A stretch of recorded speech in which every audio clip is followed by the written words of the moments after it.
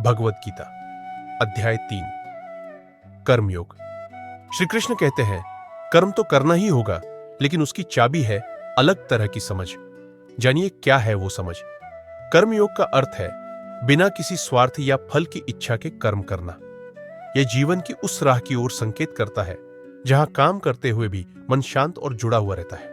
भगवत गीता में यह योग सिखाता है कि कर्म करते रहो, लेकिन मन को बांधो नहीं।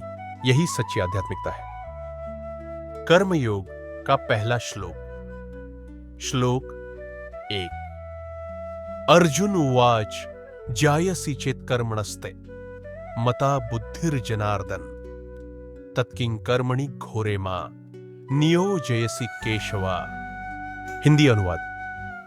अर्जुन बोले, हे जनार्दन, यदि आपको ज्ञान बुद्धि कर्म से श्रेष्ठ लगता है तो फिर आप मुझे इस कठिन और भयानक कर्म में क्यों लगा रहे हैं? हे केशव। श्लोक 2। व्यामिश्रेणेव वाक्येन बुद्धिं मोहयसीव मे तदेकं वद निश्चित्य येन श्रेयः अहम् आप्नुयाम्। हिंदी अनुवाद। आपके वचनों से मेरी बुद्धि जैसे भ्रमित हो रही है।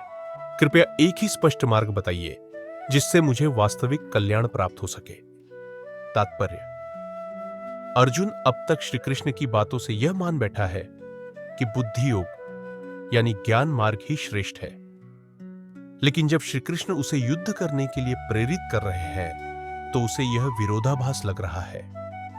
अर्जुन उलझन में है। अगर ज्ञान ही सर्वोच्च है तो फिर उसे कर्म यानी युद्ध के लिए क्यों कहा जा रहा है? इसलिए वह श्री कृष्ण से स्पष्ट एकमात्र निश्चित मार्ग की मांग करता है जिससे वह अपने जीवन का श्रेयस, सर्वोत्तम कल्याण पा सके।